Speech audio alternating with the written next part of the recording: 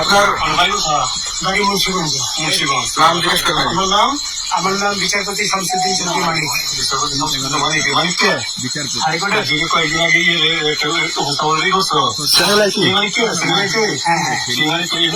বিচারপতি মানিক বাড়ি মুন্সিগঞ্জ। আপনার পিতার নাম?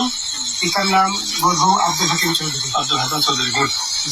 আপনি এই যে পালাইতেছেন কেন বলেন? ভয়ে পালাইতেছি। কার বইয়ে? আর প্রশাসনের ভয়ে। প্রশাসনের বইয়ে? একটা মেয়ে বলছিলেন যে ইয়ে বাচ্চা দীপ্তি চৌধুরী। ওইটা আমি খবর চেয়েছি। আমি বলি আপনাকে আমি কিসের আমি তো কত ঢুকি নেই মিডিয়াতে তো খুব সুন্দর। আচ্ছা আচ্ছা শোনেন, একটু ছিল আপনার কাছে এই মুহূর্তে এরা যখন ধরছে আমাদের প্রতিনিধি কি কি ছিল সাথে? আমার সাথে কি কি ছিল এটা বলেন? আমার সাথে ছিল ব্রিটিশ পাসপোর্ট, বাংলা পাসপোর্ট, টাকা টাকা আর কটা ই কার্ড, ডেবিট কার্ড আর ই কার্ড কি বলে।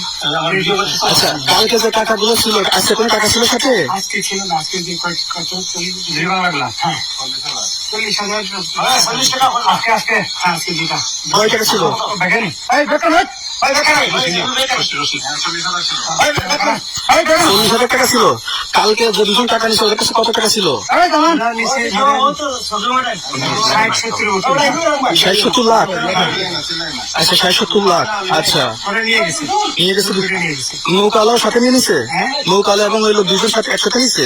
না ওই দুই ছোকরা নিয়েছে।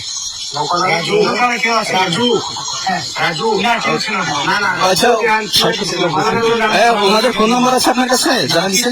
আমার ফোন নাম্বার সব নিয়ে গেছে। আপনি কত টাকা কোন থেকে আসছেন? আমি 15,000 টাকা ওদের বলছিলাম, ওইটা আমি দিচ্ছি। কিন্তু পরে এই দুই ছেলে আমার মাইরা ধইরা মাইকটা কোন জায়গায় মারছে ভাইয়া?